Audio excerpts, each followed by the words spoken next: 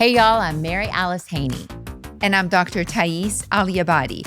Welcome to SheMD, the podcast for women who want to own their own health.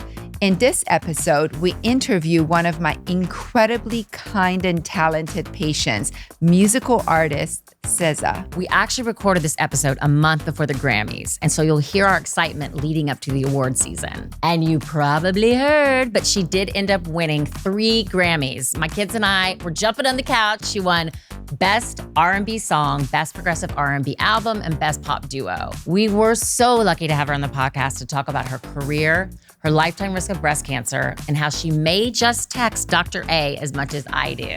Thanks for joining us in this amazing conversation with SZA.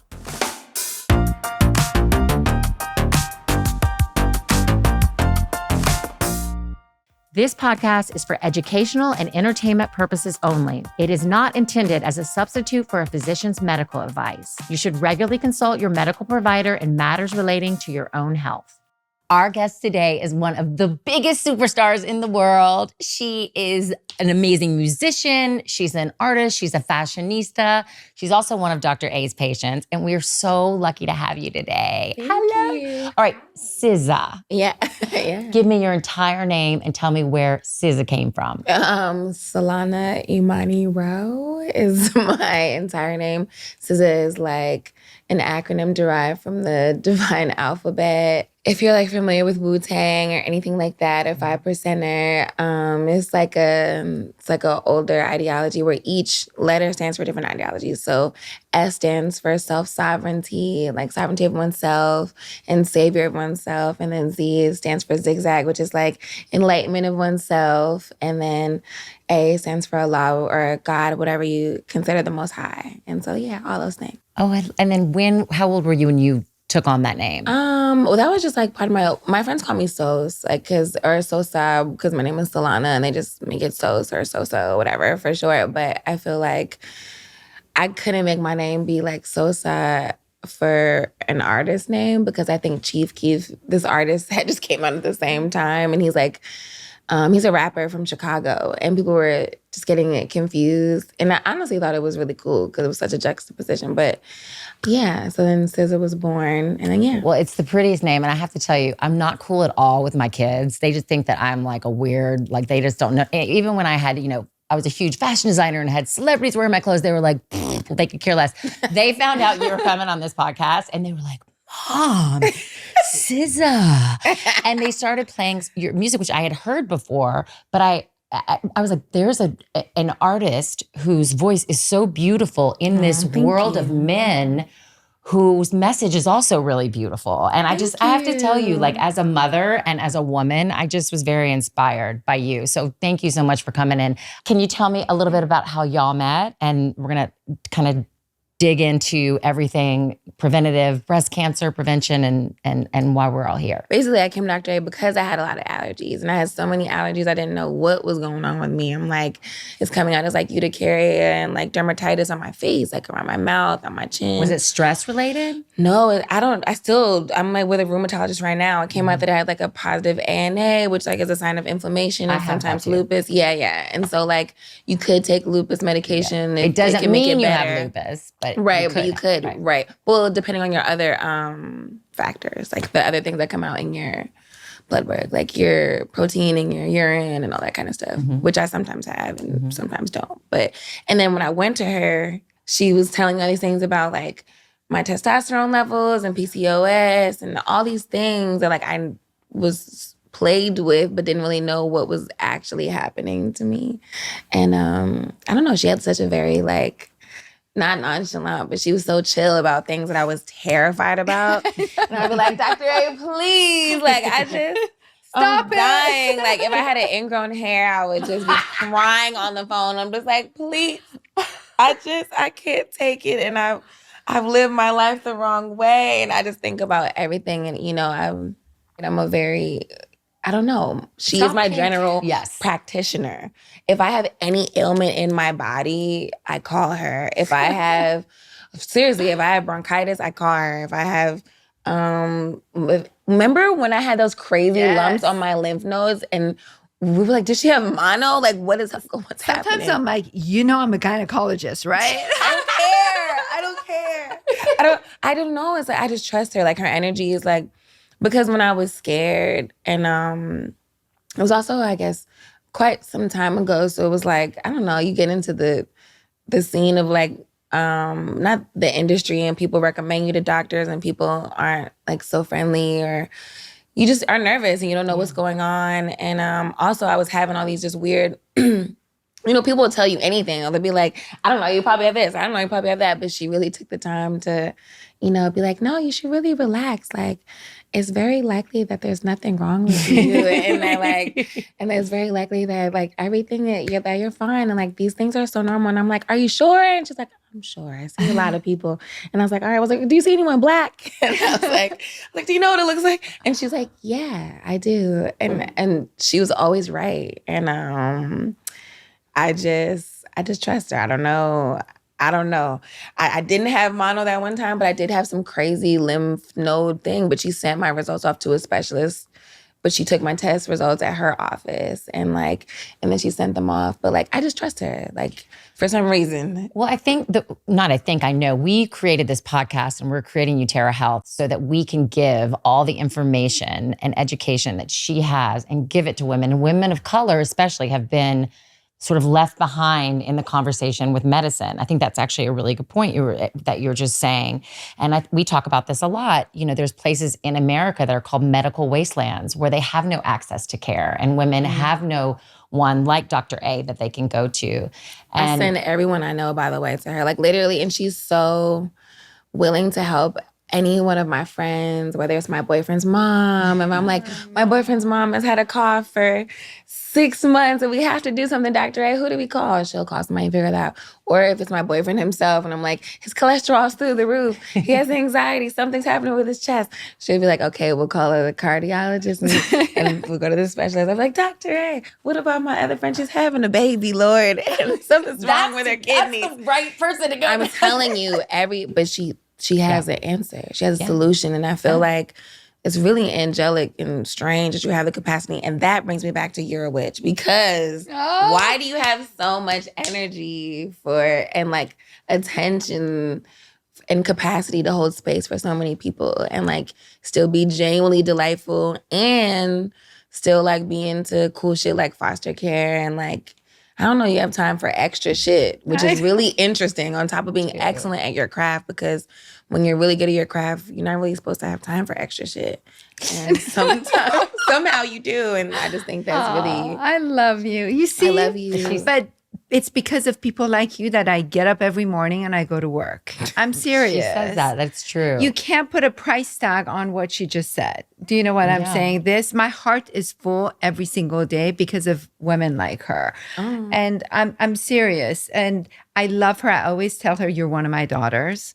Because, I call her enough for her to be my mother. I do too. We have an issue with all the texts. Awful. It's like, it's just so awful. Like, she'd be like, please, not after 10 o'clock, not after 11 o'clock. And then I'll freak out. I look at my phone. I'm like, damn, I sent that text at 2 a.m. Our time schedules are flipped. Oh, yeah. And I'm also on tour. I'm in another country, like time zones. I'm like, Dr. How am I going to get this medicine in another? And it has nothing to do with anything gynecological. I'm just like, I'm in Paris and I need something for my ear, nose, and throat, and I need help. But I don't know. When I went into Dr. A's office, we did a lifetime risk. We did a genetic test. She just really gave me information and informed me in a way that I hadn't really been informed about my own health. We are going to have a lifetime risk calculator on uTerra Health. And can you talk a bit about that? So every patient that walks into my office gets their lifetime risk calculated. A lot of people are of breast cancer. Of breast cancer. A lot of people think because they don't have it in their family, they're not at risk for breast cancer.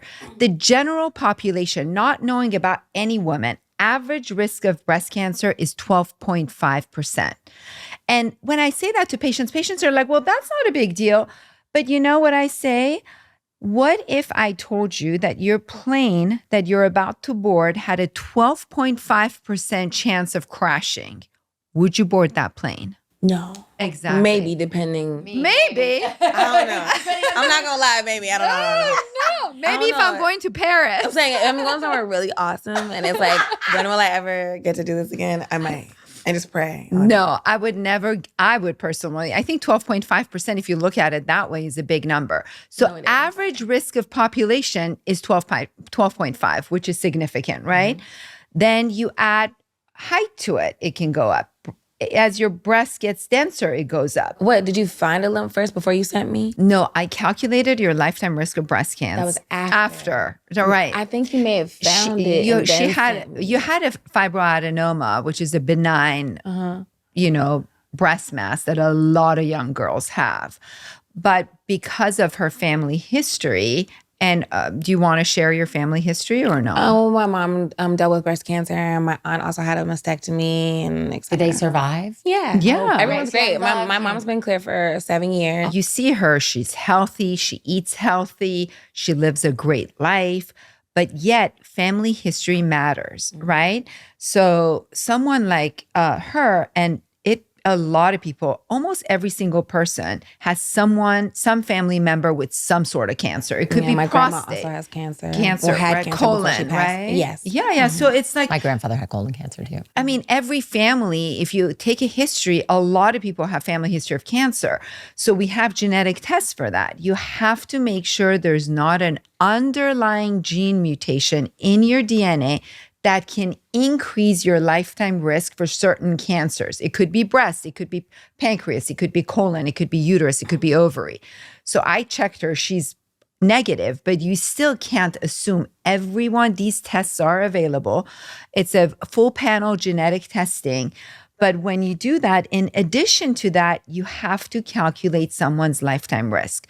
Just because you don't carry a gene mutation doesn't mean you're not going to get breast cancer, right?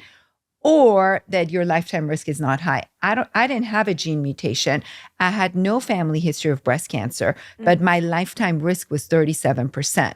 So it's important to know what that number is. When we did the lifetime risk, we may have did it twice. So I can explain it. Okay. I know what you're going to ask.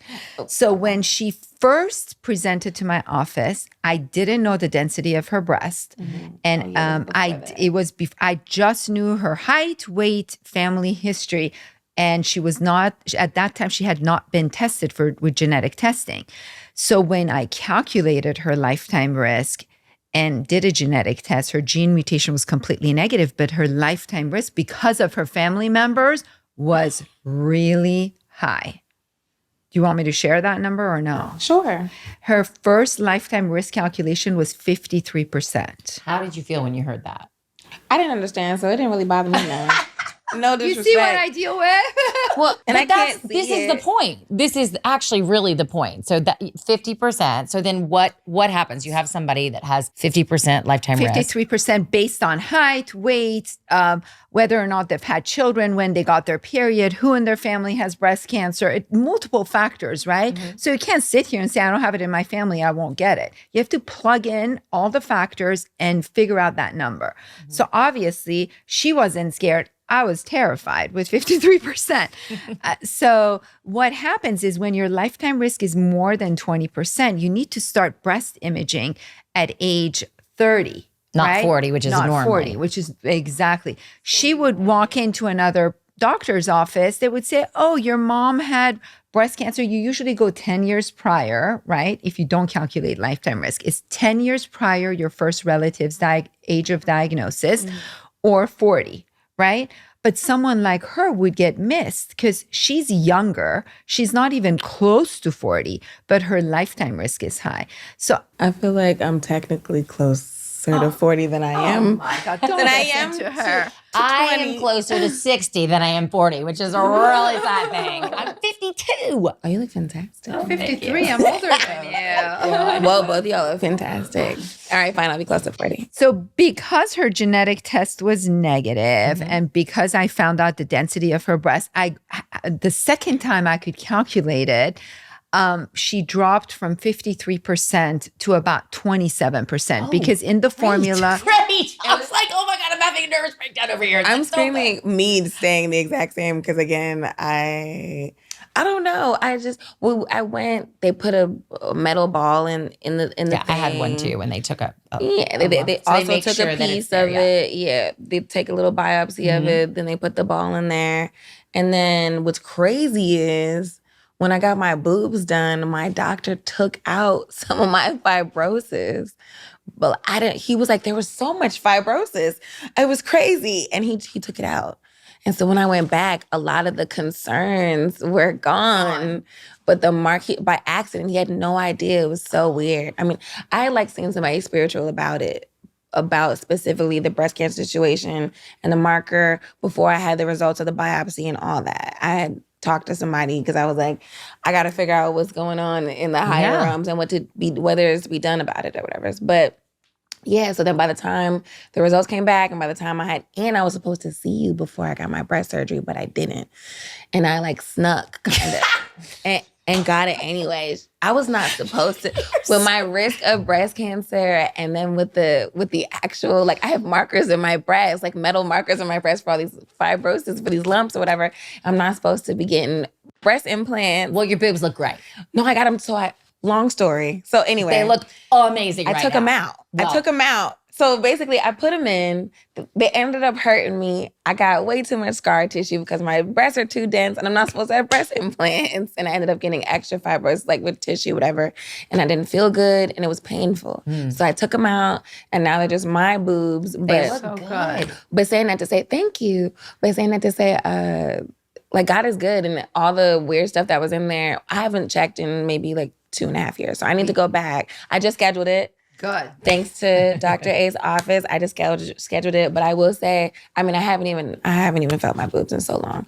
But they feel pretty nice, like normal to me. I don't feel any lumps and bumps. But that doesn't mean, so by the time you feel a lump, it's already been there a few years. The reason we do all this imaging is to catch it few years before you can actually palpate it. So I'm glad you scheduled it because I was about to tell on you.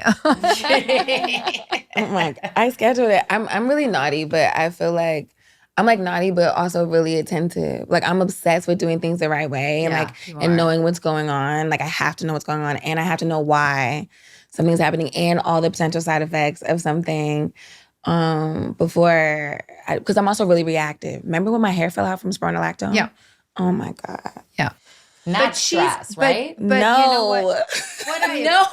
I keep wanting to put something on stress. I wish. It's like my stress is actually just why I'm like bitchy. But other than that, I really just am really physically allergic. No, y'all just haven't seen me in that. You've seen me in deep, frantic distress, but never bitchy. Never bitchy. No, because there's no reason. It's worrying about a medical condition and being bitchy they're two separate things. Yes, I can get really edgy about medical health stuff. Yeah. You get scared with health stuff. Yeah.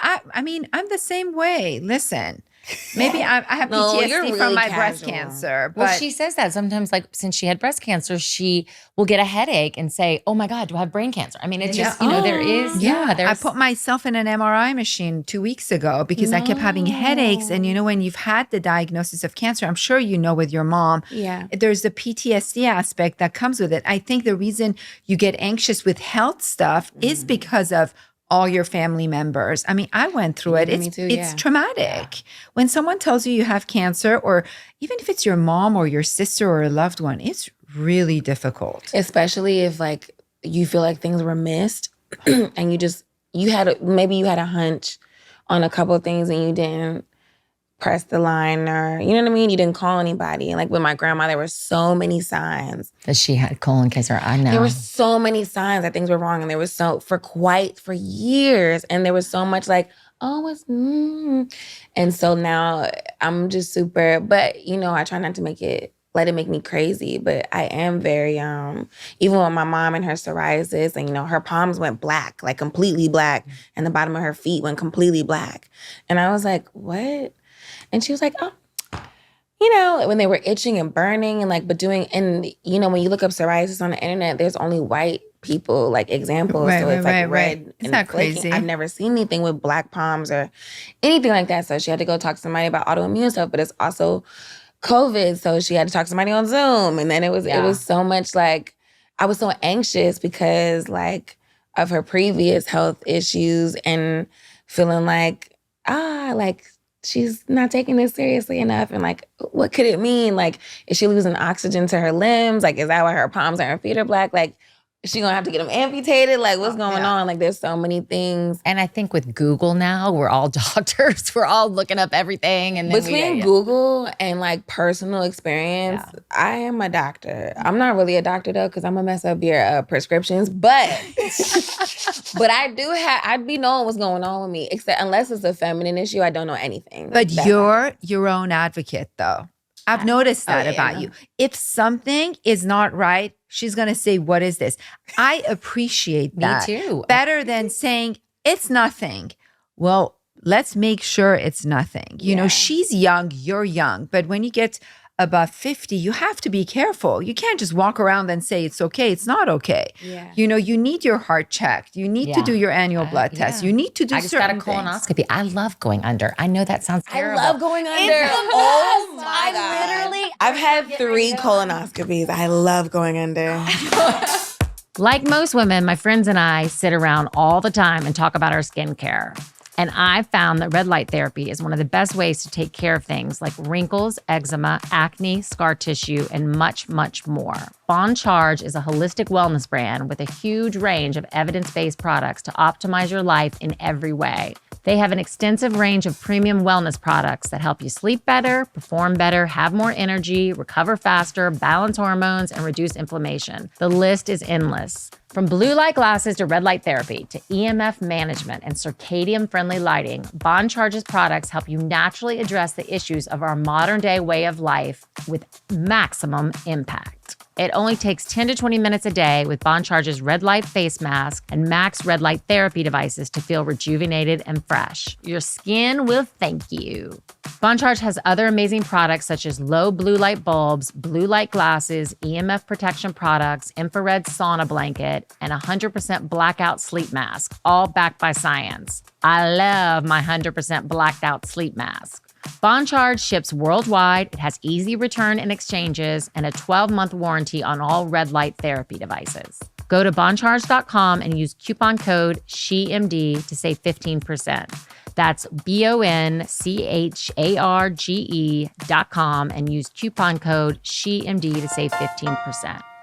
Can I ask you, you are on a tour now. Are you still on tour? I'm always on tour. You're always on tour. Always working. Okay, so I kind of want to get back to your amazing, incredible career. It's just been a beautiful process just to like be able to create next to people that are so brilliant. And I feel like, everybody in my musical life is so excellent. I've just been surrounded by excellence from, I don't know, since the inception. I just stumbled on people who are so great at their craft. Like whether it's my friends that are just somehow the best musicians I've ever heard, and they've gone on to have #1 records of their own and do all these other things as producers, like Carter, Lang, and I just look up with the best people around me. I'm just so blessed. Do you find that you're a lot of the times the only woman in the room? I mean, but that's okay, or do you? Yeah, I don't care. I feel like that never matters to me, and I don't know if I feel so much like a woman, like, in the spot. Like, you know what I mean? Like, I don't know if I feel like it's me, the only girl here. Like, I just feel like I'm with the homies. And I think they feel like I'm the homie. And that's part of why, I don't know, I can move the way I move. Because it can be like when I want to be hyper feminine and like I want to do the things and be perceived much softer in a different space. But that like takes attention and intention.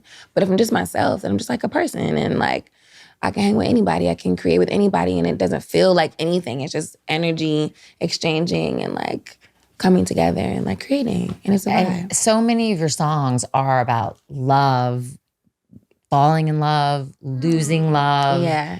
I mean, can we talk about some inspiration? Do you get your heart broken and then write a song, like Taylor Swift does? Like, I mean, how does it work with that process for you? A lot of it's like just old stuff, like my first loves, my first heartbreaks that I had to like just get past, and processing those things much later in life. I was engaged to somebody. I was with him for like 10, 11 years, you know, I loved him so very much. But even before him, I was with like somebody else, and there was like a transition period. And like I learned so much in those first serious relationships. And all my albums are about like those first relationships. And now it's just like, you know, just the ugly parts of those things I think are just more interesting to talk about. So that's what Do they help you process it? Yeah, because once I do it, it's over.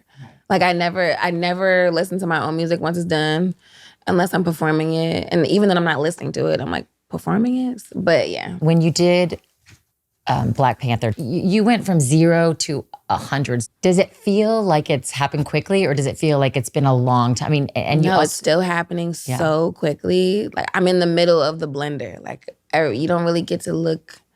Sometimes though, you get to look out at everything and be like, whoa, I'm really far from like when we were in Poland on the beach at this festival, and I was like, whoa, I'm so far from home. This is so weird that I'm in Poland right now. Like, and then like I don't know, like my life and God has brought me this far in my career, and I was like, whoa, the people around me are so like amazing, and I'm so blessed to be around all these amazing people. And I just started crying on the beach, and it was so weird because my life has been so colorful and like huge and insane, way past anything I could ever come up for myself. And it's just very, I don't know, it's just so weird and bizarre, and it's such a blessing. I'm so honored and like really fucking lucky to, I don't know, have the people that are around me, whether it's the people I create with, whether it's like my best friend that doubles as my manager, but like she really understands me. So it's like, she's also like my life partner and like my soulmate type shit. But it's like, that's also very rare to have somebody that is smart and has good taste and you can trust and can do things with. Because a lot of people have friends, and, you know, you love your friends, but like, you know, you love your friends in a certain space. You can't blend that. She keeps saying, I'm surrounded by so much love. I have so many people who are great around me. I do. You know why? Because you're the center of it. You should see the text messages I randomly get from her. It's just, no, I'm serious. It's just love coming out of your pores. You give so much love to people around you. I mean, I'm your doctor, your mom, your second mom, but the text messages you send me fills up my heart. I mean, to take like a second to type up something so loving and send it to someone, it's just, it takes a lot of courage and passion. And that's why people are so attracted to you. Do you know what? I have thousands of patients. If you tell me, name one of the top 10 favorite patients, one of them is her because of that level of love, though. I just want to be top 10 favorite patient. I don't even care about that. You don't care about the Grammy Awards. Fuck the rest. I don't even want to be a good person. I just want to be top 10 favorite patient. But she is. But you see who she is. And that's why you're surrounded with so much love. You always do good for other people. You take care of people around you.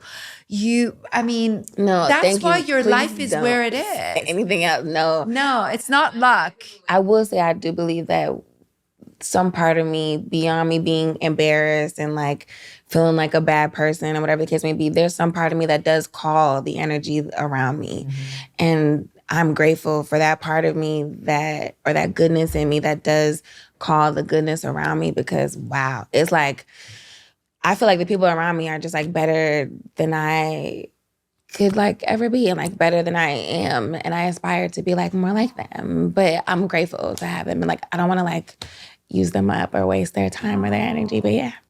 Was there a moment or a person that changed your life, that changed the direction of your life? I had a friend in 5th grade. She was funny and like cool and popular, and she moved from like far away, and she had all this like crazy like energy and pizzazz. We became best friends. But before her, it was like I was the only person that was strange and like all these other things. And like she kind of like also showed me what it was like to share space with someone, because it's not all about Solana in this one space. Now you have somebody that's like really enigmatic and from somewhere else, and she's tall and she's slender and she's all these things and has all this hair and everyone loves her. And it taught me how to like accept someone like and be like, oh, you're beautiful and fire. And like, it's like that moment when you learn to either be inspired or intimidated, like in life. You know what I mean? It's like, and that moment in my life was like, oh, I want to be like her instead of like, I like hate her. So I was like, oh, this is my best friend. I want to be just like her, which necessarily can go down another dark, crazy path. It's like, what? She had all these things. She was drinking like screwdrivers in the morning at like 12. And I thought she was so cool. And in hindsight, that was so chaotic. And, you know, she lived with her dad. She went to her mom's house on the weekends. Her dad had like this vintage Mercedes and he would drive to LBI, like Long Island Beach or whatever. And we would just be there and I don't know, like kind of flow in the wind and not be parental at all. And I thought it was so fun. And I felt like, oh, this is that moment, that pivotal moment when I'm like, oh yeah, this is who I want to be. And then you were different probably. You were more than everything else. I pissed off everyone around. And in high school and middle school, you want to be everybody's in a little box. Yeah, it's kids. It's like, I get it. Like my mom would, it's like polarizing. My mom will say like some people either loved her or you hated her and you didn't even know why you didn't like me. You just couldn't stand me. So it was like that. But I learned something that like skill and talent and like excellence will always trump whatever, and respect will trump whatever personal emotions about anything. And it ruined me because it made me addicted to being great at things. And then I wanted to That's not a bad addiction to have. Yeah, but it gets tricky when you're like, okay, now I'm in the unlearning phase of being like, it doesn't matter how much other people respect you, and you don't have to fight to be number one and understood and respected and blah, blah, blah. And like, you don't have to care if people don't get it.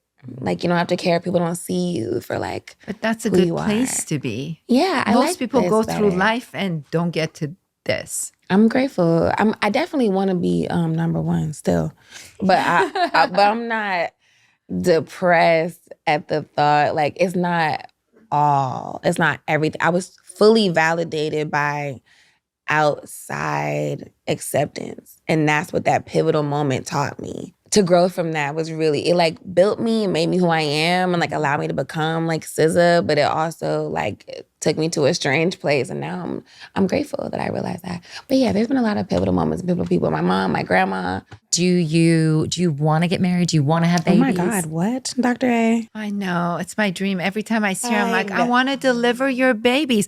But then I'm trying to convince her to foster. So I know. I gave up. You can't have it all. Which one do you want? You want me to foster the babies on the compound or you want me to grow them? We're really good at setting people up. So you are. Oh my God. Listen. I keep telling her, bring a foster child. I'll keep her when you go, or him. Okay, so Amber, I asked my best friend if she would do it with me. She said no, because we have too much on our plate. But I'm gonna try to sweeten her up. My sister, I tried to foster. Well, she's like my life partner, so I'm like, that's great. She's my bestie, but she's also the smartest person. So it's like, even if we didn't end up raising a child together, like through a management lens, I'm going to force her to co-parent with me as my fake co-parent. I don't somehow, because she's too great at everything. She can bake. She knows how to do everything. And she needs to foster. I don't think DCFS will give you a child right now. She's currently fostering me. Exactly.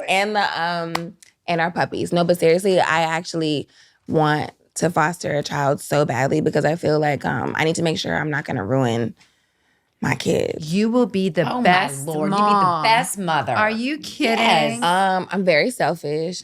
I have a short temper. And I have 5 children. Oh. I mean, well, do they like you? Sometimes. Okay, that's fair. Not all the time. We can ask them later. Okay, actually, 2 of my kids have questions for you. Okay. That they prepared. This is really serious stuff. Okay. What advice would you give young musicians or individuals in the entertainment industry about maintaining their health and well-being? What? That's a child asking this question. Tell these children I don't have no health and well-being and that I'm insane and constantly in need of aid. I don't know. You better go get you a Dr. A. But also, no, seriously though, get off the internet for real. Like when I please repeat that. Please repeat that. No, you have to. Like it. I'm telling you something. A lot of my friends, like artists and non-artists, have been doing this thing where they really just, it's not like revolutionary or anything, but really just getting the fuck off the internet and like really putting their phone down. And it's changing their minds and like they're realizing things and they're realizing like, oh, it's weird. Like it's getting a lot weirder. And I feel like the more you're plugged in, you get confused. No, I actually don't think that it harms your creativity. I hate that I'm hurting your argument as a mother, but I do think it's changing creativity. And I think creativity can come from so many different places, but there's a very special place, like the catalyst is something that doesn't come from the internet. But I love being inspired by things I find on the internet and realizing like, you know, I can do this in my own way or in my own words. And I actually think the internet is a great vehicle for creativity. But that AI section and when it's so much Scrolling, input, constant input, you have to recognize, like you have to give your receptors a rest so you can process the information so that you can have creative output that's actually, you know, awesome. But if you're constantly just drowning yourself out with input, you can't even sort it out to transmute the energy and put it back out as something cool. You don't even know what's real and what's not anymore. I don't even care what's real and what's not. I'm pretty sure none of it's real. And that's where I'm going to go ahead and I'm just going to assume none of it's real and go from there. You also say on your recent album, SOS, is inspired by your departure from attempting to be a nice girl. Yeah, what true. does that mean? Oh, I love that question. No one has asked me that. Basically, I think it used to hurt my feelings for so long because I had friends that were like syrupy sweet, like so sweet. And my mom is syrupy sweet, like angelic. And people love her. And like to the point where I've never seen my mom speak ill of anyone or gossip negatively about anyone. She's never cursed anyone out in my entire lifetime. That's not, you know, there's definitely times when she's raised her voice and she definitely has popped me a few times, but that's actually, but like I can still count on one hand, but it's also, but yeah, it's just different. She's a different kind of good person. She's genuinely a nice girl, like a nice girl TM. So it's like when you have that as a mom and you're in the shadow of ultimate nice girl and pleasant Patty all the time, and then it's like all your friends are so sweet and they're this and that. And I had this like inner like turmoil and angst. And I had so much natural why in me. And why disrupts peace, you know? Acceptance is what they say, like breeds peace, and hope leads to suffering and all that type of shit. But I was born with I even did my human design, and I am born with an internal why. I have to, but it's also what leads me to all of my great discoveries, because the why and the curiosity, there's so much mystery and magic in the why.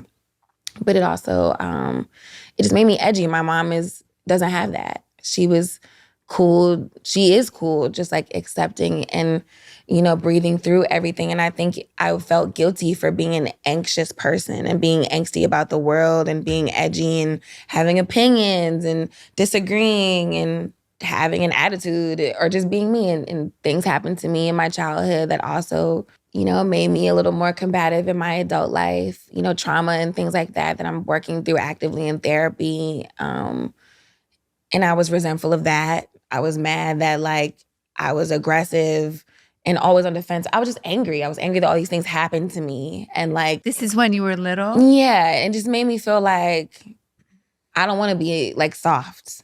I don't want to be soft like my mom, because bad things happen to soft people like that. And she's not strong because she's not soft. And then I don't want to be soft because bad things happened to me when I was soft. And I feel like, I don't know, I just felt like it was lame to be like that, but it actually poisoned me. And it continues to poison me. It's something that I'm trying to like extract out of my system. But it comes from trauma, it comes from pain, and it comes from all these things. But it's also, you can't really extract, you have to just integrate. Mm-hmm. So when you have to, when you learn to just, and be like, you know what, like, I have an edge, but I'm also like really powerful, and I can get anything done for anyone. And I know that, especially for myself. And I can will anything into existence, and I can bend anything to my will. And I love that about myself. But I can also really drive people to hell and like out of their mind. There is a time when someone has to get bulldozed through. because that's how God designed me, and I know it's not for no reason. You know what I mean? Like I know that there's a purpose for the strength and the spice and the edge and the torpedo vibes, but it doesn't have to be all the time, and it doesn't have to poison the positive moments and like the good days and the good people around me. So it's like it's that acceptance of like, yeah, I'm not a nice girl. I'll never be syrupy sweet. That's not the way that God designed me to process the world or any of the things that have happened to me. Because I'm not saying that my mom had a perfect life, but for some reason, she was able to really process that shit, and she transmuted that energy into something else. But in me, it's different. I'm just me, and that's okay. Yeah, I'm not a nice girl. I'm just me. And that's okay. And that's not a crime. And don't you think that strength has helped you in the music industry? Yeah. What do you think you would tell that girl that was just starting off in this industry? You could never have imagined that you would be where you are now. Or maybe you could have imagined, but what would you tell her right now if you could give her advice? And she's just starting out. I only have 2 albums. So it's like I was pretty much grown like when I was making music. But I guess the smaller me that was like, I didn't know what I wanted to do and what I wanted to be, but I knew it had to be massive in the weirdest way. I thought I wanted to be a lawyer. I wanted to be a scientist. I wanted to be a doctor. I wanted to be all these things, a veterinarian. I was like, I have to do it. I'm gonna be at a desk, and I'm gonna have a power suit, and I'm gonna have a corner office, and I'm gonna make things happen. Like I want to be a businessman. That's my 20-year plan as a child. But it was like, I didn't know, but I guess I would tell myself, just like chill on the guilt trip. There's much less to feel guilty about than you realize. It's just life happening. Everything's gonna come full circle. Everybody's gonna get theirs. Everybody, don't even trip. It's just believe in yourself. Let the delusions of grandeur fuel you. And but it's weird. It's like my younger self was more on point than me now. In what way? I was like, I almost want to know what my younger self would say to me right now. My younger self was like, for real, like she was insane, like in the best way. Like she was delusional. You can tell. For some reason, I just believed that I could do anything. And like things that there's no quantifiable reason why I should believe that I'll be on the cover of any magazine because I'm just on 138th Street at the bodega and I'm sitting at home writing with my boyfriend on this napkin, like, and I'm gonna be on the cover of a magazine and he laughed at me, but he also loved that about me, that I was like delusional and silly, like my silly little notes, my silly little dreams. But I've just always just seen the picture and then just like move towards the picture. I never like look left, look right. I'm very tunnel vision on everything. And I think moving forward, I can tell I'm tunneling into something different. I'm tunneling into like expansion outside of music. I love music and it's like within me. It doesn't take a lot of energy to like do it. It does when I want to think and have to make it make sense and blah, blah, blah. But it's like, it's very innate. But the other things, I want to get into like agriculture and like really though, I don't know why it's been on my mind, but I can tell that's the next thing that's going to expand who I am as a person. I think it's going to be agriculture. And I don't know why. I could just tell, like in your spirit, I just believe that God doesn't put things on your spirit that aren't supposed to be there. I felt the way about music when I was just like, it was more like I guess I'll do this. Like I'll go sing on my friend's hook because he asked me to. And I'll go like give this a try because I think it's funny that like I can do this. But then, I don't know, like it put me in position. I didn't put myself there. It was weird. It was just like that silly little desire thing again where it's just like, I'll just like do this. And then that's how agriculture feels right now. It's like, I know, like I have a desire to stay up and research and Google and do the little things. And it's a silly little hobby right now, but I can tell it's going to like be something. Amazing. I don't know. You also sang one of my favorite, All the Stars for the Black Panther movie with Kendrick Lamar. And have you heard, I mean, yes, you have. Did you see the Black Panther? You guys. I mean, she knows. I don't know anyone. I don't go to the Dr. movie. A free, child. I know. She's Can too you? busy. I don't know She gets to people. But wait, first of all, have you ever seen her comment section? It's riddled with celebrities. Riddled with the baddest bitches on the internet. It's so bizarre. It'd be like Lori Harvey, every Kardashian, blah, blah, and then me just being like, yay, Dr. A, you look great today. Love your dress. But I don't, you know me Well, by we're now. gonna I don't sit know down people. and watch She's Black too Panther. busy tending. I know. I don't. That I have. But to you the were queen. nominated for an Oscar. That was crazy. Wait, can I say the Oscars is also the scariest room I've ever been in? What about the Golden Globes? I've never been to the Golden Globes, but if I have a reason, Okay. I would like the to Golden go. Globes I've been to the Golden Globes and it's more fun than the Oscars because everybody's wasted. There's Oh, no that's so food fun. and there's no water. There's no so food you at just the Oscars. no. There's no food at the Oscars. Hell no, not in my seat. Oh sure. I did touch an Emmy for the first time. It was crazy at Lizzo's house. I picked it up. It was insane. I didn't even know it was a person.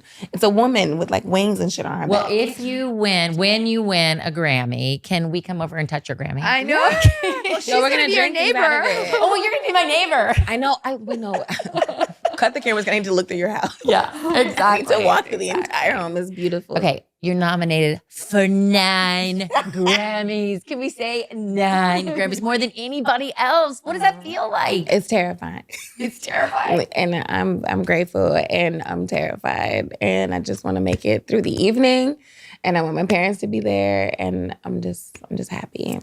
Do you know what you're gonna 24 wear? deep. Do you have any idea? I have an idea. I have a few working ideas. They're two opposite ends of the spectrum. And I'm just deciding if we're going high or we're going low. We're gonna watch it together, okay? Of course. We're gonna watch it together and we're gonna send all of our positive energy. You already won a Grammy, which is amazing. Thank you. You were nominated for an Oscar. I mean, there isn't anything that you have not done. So I just wanna say that you're just a badass. Thank you. You are. Well, thank you. You're just, incredible. You're honestly Isn't your incredible. heart full? No, my heart is full today. And I think that we have, first of all, learned so much about you. But second of all, educated so many women about the lifetime risk, breast cancer. You know, you had this journey with your own self. And that's why you're such an advocate about it. But our goal is to help women and your platform and your voice means so much. So I just can't thank you enough for being here. Oh, thank you. Thank you for having me. I love you. I would do anything for you. I hate being on camera. I hate talking. I hate my speaking voice. You have a great voice. I would do anything for you. I love and it's you. because I love you too. And I really trust you with my life.